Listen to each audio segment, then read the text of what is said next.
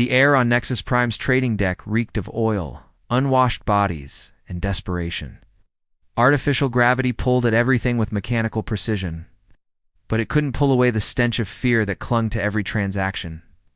Overhead, flickering neon signs advertised salvage, weapons, and worse things in a dozen languages.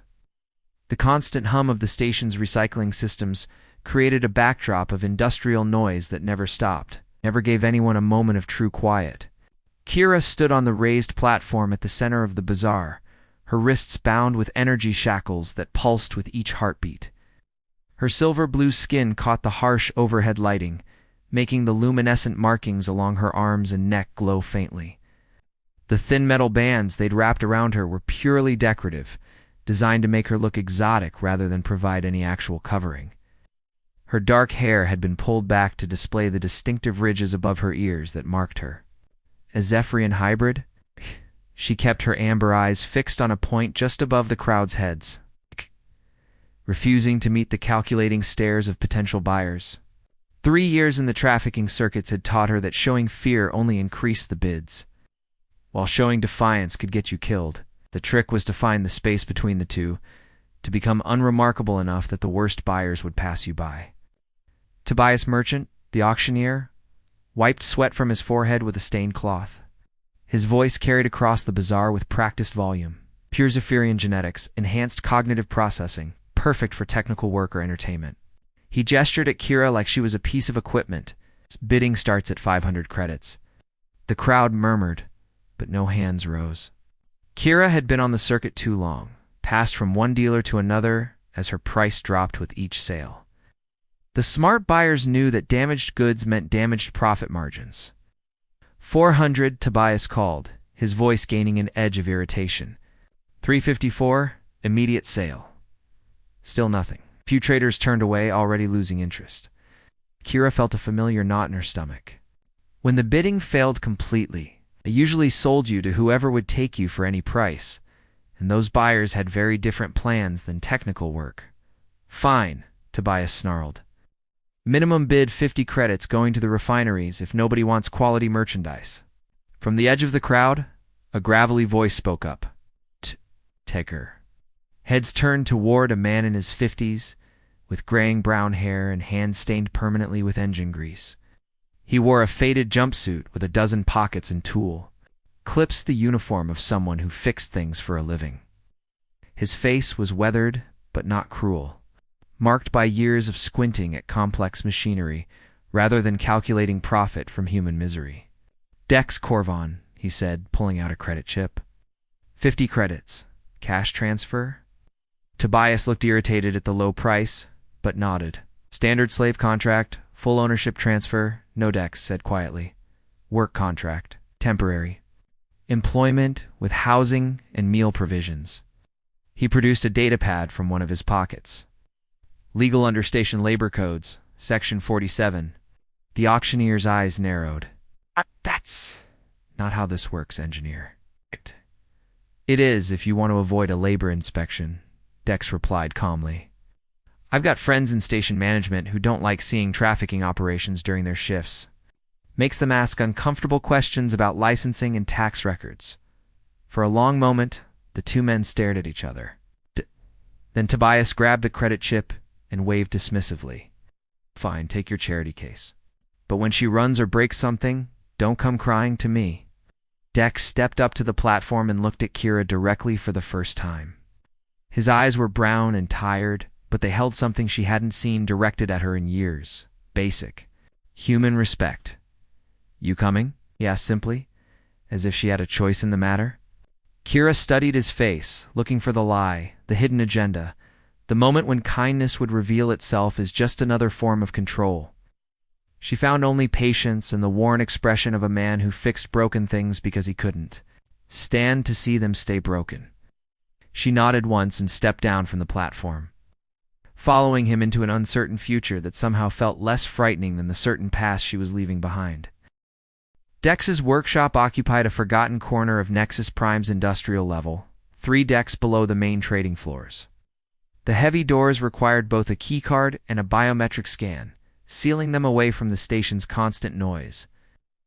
The space opened into organized chaos. Workbenches covered with half-assembled devices, shelves lined with component parts, and diagnostic equipment humming quietly in standby mode. The air smelled clean, filtered and recycled through systems. Dex had clearly modified himself. Kira stood just inside the entrance, her energy shackles still active around her wrists. She turned slowly, cataloging everything. The single exit, the communication panel, the location of potential weapons. Luminescent markings flickered nervously as she processed the new environment. First things first, Dex said, approaching. With a small device, these shackles are standard restraint gear, but they're also broadcasting your location to station security. I can disable them, but I need your consent.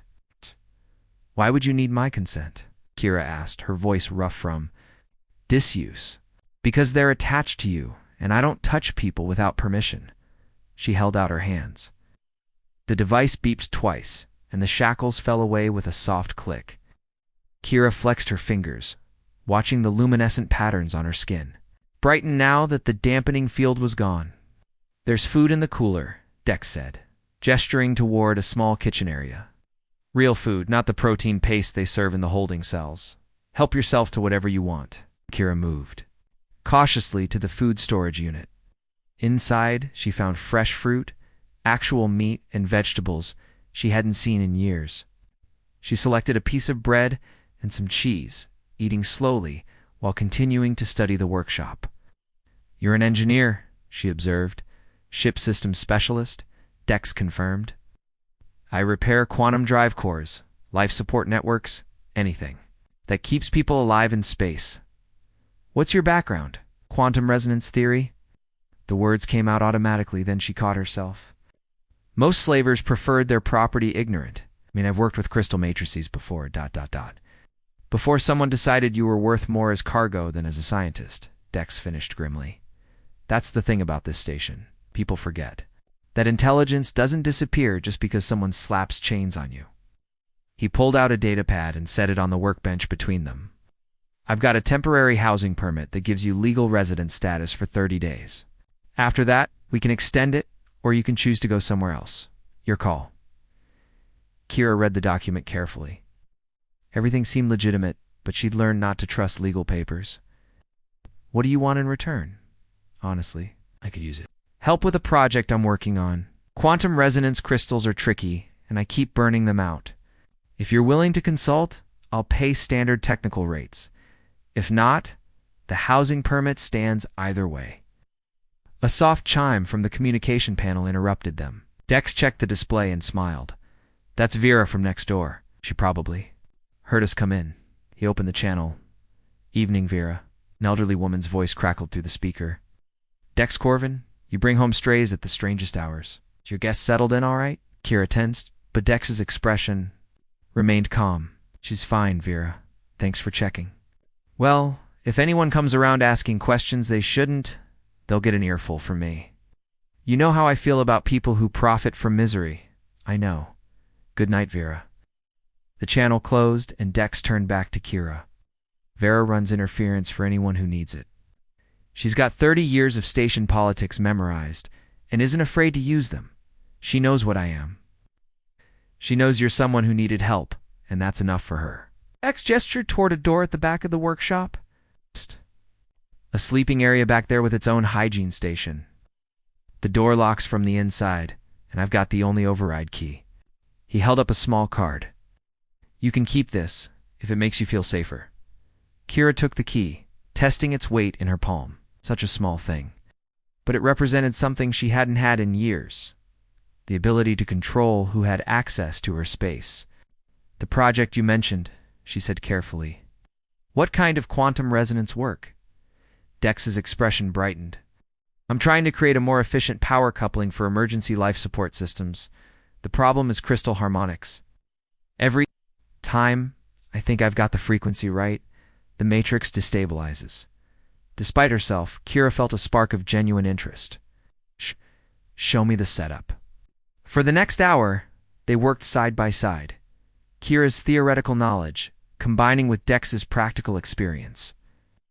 Her luminescent markings began to pulse in rhythm with the quantum field fluctuations. A biological response that helped her sense the crystal's resonance patterns. "There," she said, adjusting a calibration setting. "Try it now." The crystal hummed to life, glowing with steady blue light. The harmonic readings stabilized in the green zone and held steady. Incredible, Dex breathed. "How did you know?" "Zephyrian neural patterns are naturally attuned to quantum fields," Kira explained. "That's why my people were so good at space navigation before the wars." They stood in comfortable silence, watching the crystal's steady glow. For the first time in years, Kira felt useful rather than used, valued for her mind rather than her exotic appearance. "Thank you," she said quietly. "For what?" "For asking my permission, for giving me a choice, for treating me like a person." X nodded solemnly. "Everyone deserves that much. Get some rest. Tomorrow, if you're willing, we can work on improving the entire power grid. This station could use some upgrades." As Kira settled into the small but private sleeping quarters, she realized something had shifted inside her. For the first time since her capture, she was beginning to remember who she used to be. 3 days had passed since Kira's arrival at the workshop, and the comfortable routine they'd established felt almost normal. Too normal, which made Kira nervous. In her experience, peace never lasted long. She was calibrating a new quantum matrix when Dex approached with a grim expression. "I've been thinking about your situation," he said, setting down his diagnostic tools. "You mentioned they took your identity documents when you were first captured.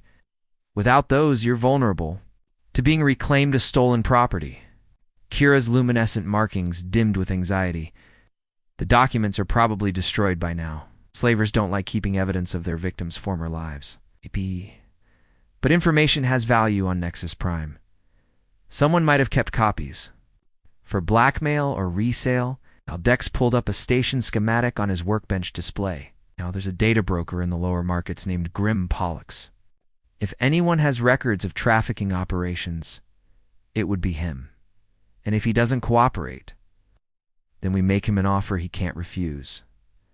Dex's smile was sharp. "I've got some information about station maintenance schedules, that's certain.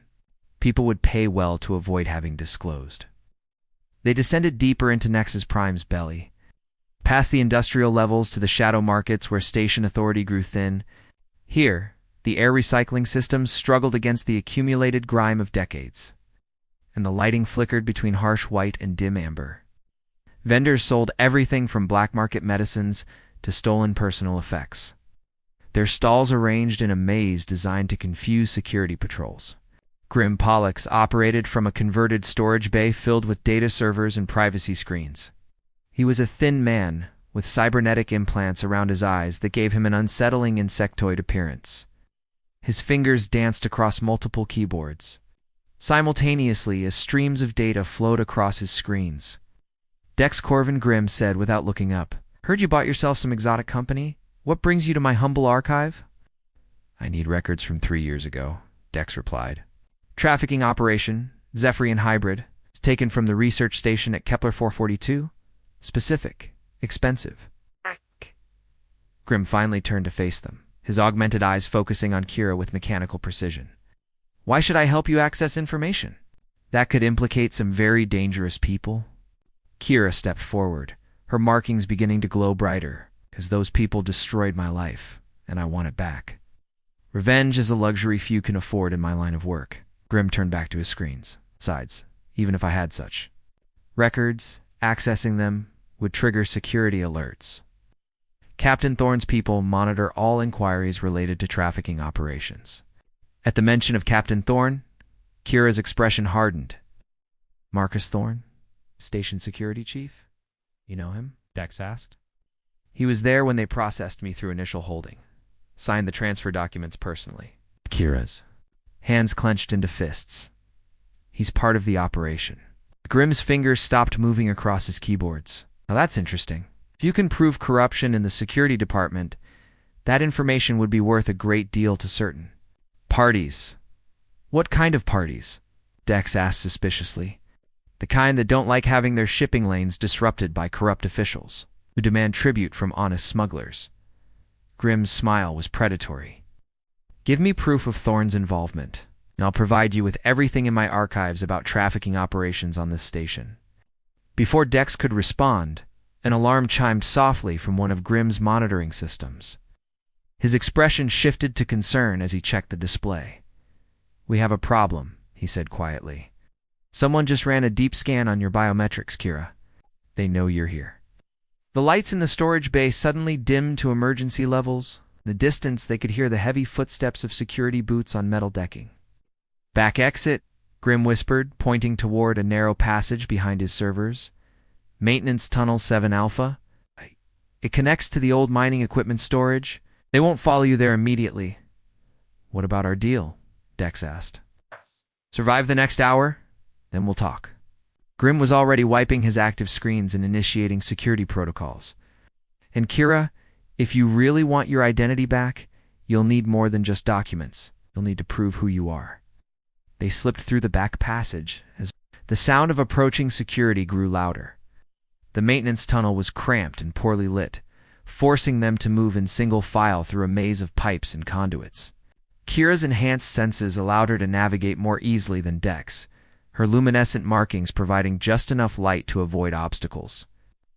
There, she whispered, pointing toward a junction ahead, air movement from the left passage. It connects to a larger space. They emerged into an abandoned storage area filled with outdated mining equipment. Massive excavation units sat silent and covered in dust, their quantum boring arrays long since stripped for salvage. The space felt like a mechanical graveyard, filled with the bones of the station's industrial past. We need to get back to the workshop, Dex said, checking his personal communicator. But they'll be watching the main routes. Then we don't take the main routes. Kira moved toward one of the larger excavation units, running her hands along its hull plating. These machines were designed to bore through asteroid rock. Their navigation systems had to map tunnel networks in real time. Do you want to reactivate? A 20-year-old mining machine? Want to access its survey data? If this equipment was used to dig the lower levels of the station, it will have detailed maps of every maintenance passage, every forgotten tunnel, every route that security doesn't know exists. Dex grinned, despite their dangerous situation. You know, when I brought you home, I thought I was helping someone who needed rescuing. I'm starting to think I got the better end of that deal. As Kira began interfacing with the excavation unit's dormant systems, her markings pulsed with increasing intensity. Somewhere above them, Captain Thorne's security teams were searching for an escaped slave. What they didn't know was that they were hunting someone who was finally beginning to remember her own strength. The machine hummed to life, its displays, showing tunnel networks that stretched throughout the station's foundations like glowing veins. Kira smiled for the first time since her capture, and it was not a gentle expression. Time to turn the hunters into the hunted, she said. The mining tunnels beneath Nexus Prime hadn't seen human traffic in decades. They provided perfect cover for Kira and Dex as they made their way back toward the industrial levels. Kira's interface with the excavation unit had yielded more than just navigation data. She'd discovered evidence of unauthorized construction projects, sealed passages, and most importantly, a hidden chamber that housed the station's original data cores. According to these schematics, Kira whispered, consulting the portable display they'd salvaged from the mining equipment. The backup archives are stored in a shielded vault near the old geothermal taps. If Grimm was right about Thorne keeping records, they'd be there. Dex checked his chronometer. Security sweep cycles run every 40 minutes. They have maybe 20 before they expand the search grid to include these levels. They moved through the narrow passage, Kira's luminescent, markings providing the only light. The tunnels were cramped and filled with ancient machinery, forcing them to crawl through spaces barely wide enough for human passage. The air grew warmer as they approached the geothermal section, heated by the station's power core far below. Stop, Kira hissed suddenly, her markings flaring bright blue. Someone's ahead of us. Footsteps echoed from the tunnel intersection, accompanied by the harsh beam of a security flashlight. Captain Thorne's voice carried clearly in the confined, Space. Seal the exits to sections 7 through 12. If they're down here, we'll flush them out. His tone was cold, professional. And remind the search teams that the hybrid is to be taken alive. She's too valuable to lose to an overzealous security officer. What about the engineer? Another voice asked. Expendable. Make it look like an accident. Kira felt a surge. A protective fury that made her markings pulse like a warning beacon. Beside her, Dex's jaw tightened, but he remained silent as the security team passed their hiding spot. They waited until the footsteps faded before continuing toward the archive vault. The entrance was concealed behind a maintenance panel, but Kira's enhanced senses detected the subtle electromagnetic signature of active data storage beyond the wall.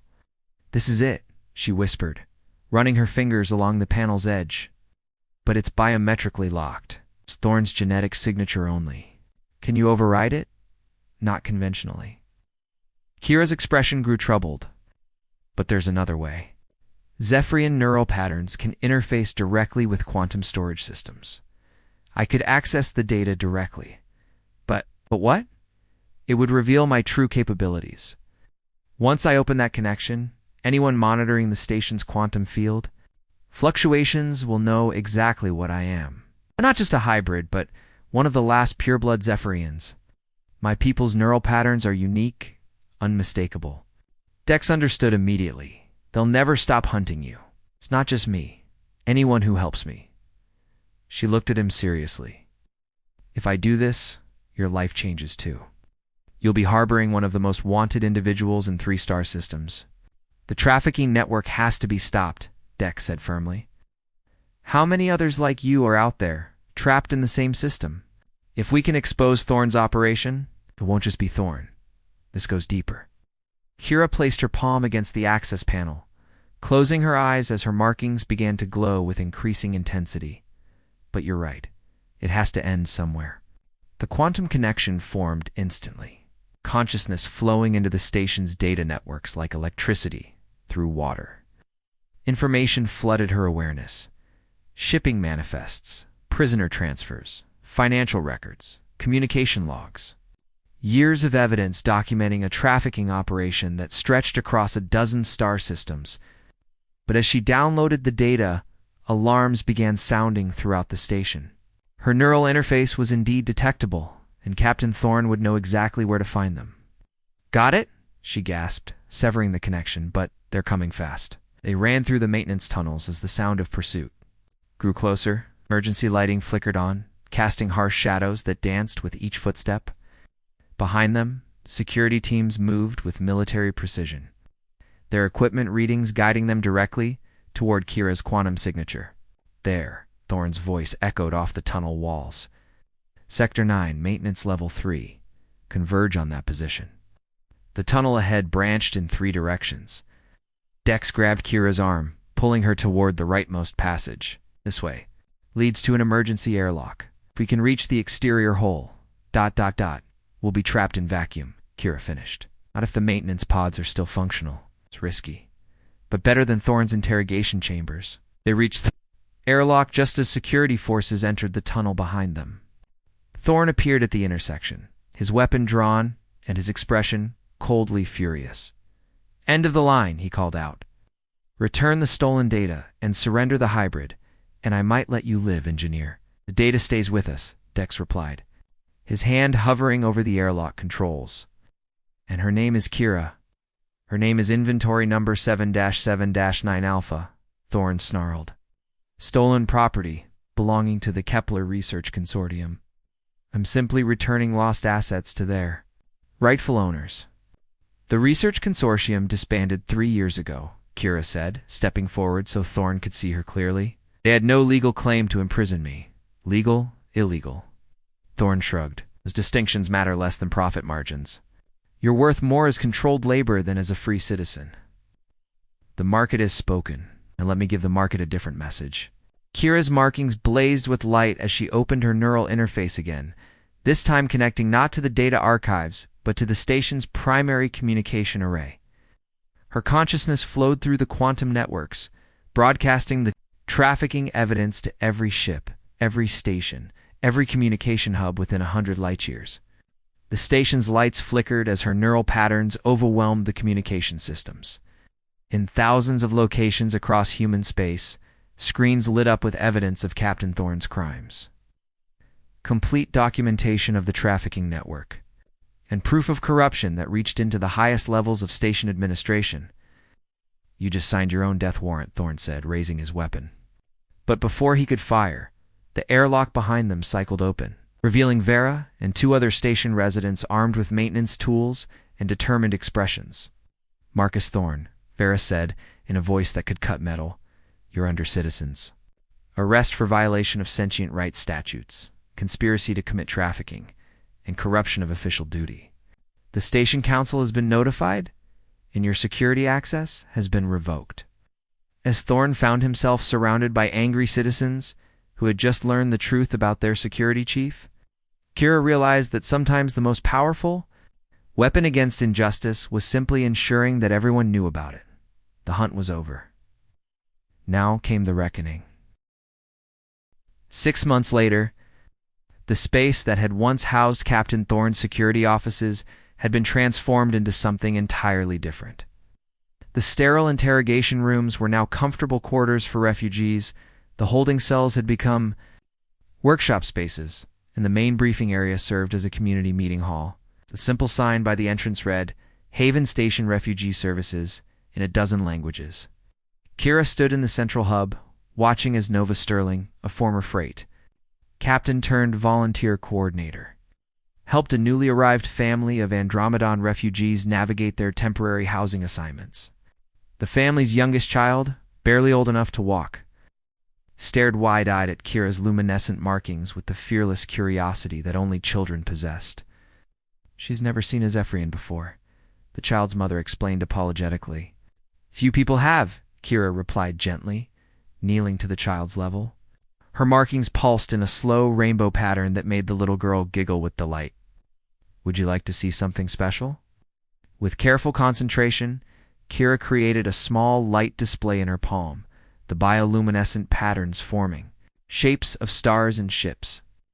The child reached out tentatively, her fingers passing through the harmless light as though touching liquid starlight. "How do you do that?" she asked in wonder. "It's a gift my people have," Kira explained. "We use it to navigate between the stars, to communicate across vast distances, and sometimes just to make children smile." As the family moved on to their orientation session, Dex approached from his expanded workshop area. His hands, as always, were stained with grease and quantum lubricants, but his expression carried a satisfaction that hadn't been there 6 months ago. "The communication array is finally online," he reported. "It can now coordinate directly with refugee assistance networks in 17 star systems." Marcus Chen's underground contacts have been invaluable in setting up the secure channels. Marcus Chen, a former resistance fighter who had emerged from the station's shadows after Thorne's arrest, had proven instrumental in connecting Haven Station with other groups working to combat trafficking. His network of contacts stretched across space, linking freed slaves, underground railroads, and sympathetic officials who shared their mission. "What about the funding situation?" Kira asked. "Better than expected." The scandal revelations triggered a massive investigation into trafficking operations.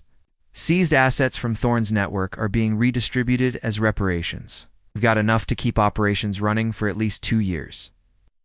Maybe longer if the Galactic Trade Commission follows through on their pledged support." They walked together toward the observation deck that Dex had carved out of an old storage bay.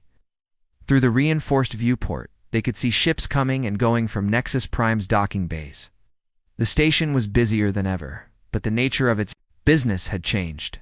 Where once it had been a haven for smugglers and black market dealers, it was becoming known as a place where people could find help rather than exploitation. "I got a message from the Zephyrian Cultural Preservation Society," Kira said, settling into one of the simple chairs Dex had built for the observation space. "They want me to serve as a liaison to help other survivors reconnect with their heritage." "That's good news, isn't it?" "It's complicated." Kira's markings dimmed with uncertainty. "For years I've been running from what I am, hiding my abilities, trying to blend in. Now they want me to be a symbol, a representative of a people I'm not sure I still understand." Dex sat beside her, his presence a comforting constant in her evolving world. You know what I think? What? I think you get to decide who you want to be, not the traffickers who tried to own you, not the research consortium that tried to study you, not even the Cultural Preservation Society that wants to define you. Just you. And who do you think I am? You're Kira, he said simply. The woman who helped me fix a quantum matrix on her first night of freedom. The person who risked everything to expose a criminal network. The individual who chose to transform her pain into purpose by helping others escape the same fate. They sat in comfortable silence, watching a passenger liner dock at the far end of the station. The ship's designation indicated it was carrying refugees from the Outer Rim conflicts. People who had lost everything but still hoped for something better. New arrivals, Kira observed. 43 individuals, according to the manifest, including 12 children. Dex checked his personal display. Nova's team is already preparing quarters, and the medical staff is standing by for health assessments. I should go help with intake processing. Kira rose from her chair, her markings brightening with purpose. Some of them might be traumatized by their experiences. Having someone who understands can make the transition easier. She moved toward the door. Dex called after her. Kira, she turned back. For what it's worth, I think you've already figured out who you are. You're someone who turns suffering into strength, not just for yourself, but for everyone around you. That's not a Zephyrian trait or a human trait. That's just you. Kira smiled. And for the first time since her capture years ago, it was completely genuine. Thank you, Dex, for everything. Thank you for letting me help. She headed toward the Refugee Processing Center, her luminescent markings creating patterns of welcome and hope in the station's corridors. Behind her, Dex returned to his workshop, where new projects waited. Improved life support systems for refugee transports, better communication arrays for resistance networks, and a dozen other innovations designed to make the galaxy a little safer for people who had nowhere else to turn. Outside the viewport, stars wheeled in their ancient patterns, indifferent to human suffering, but witness to human resilience. On Haven Station, former slaves worked alongside former citizens, creating something unprecedented, a place where freedom wasn't just an abstract concept, but a daily practice, maintained by people who had learned its value through its absence. In the processing center, Kira greeted the newest arrivals with words she had learned to mean, "Welcome home. You're safe now. And you get to choose what happens next." The chains were broken. The horizon was limitless. And for the first time in years, that felt like enough.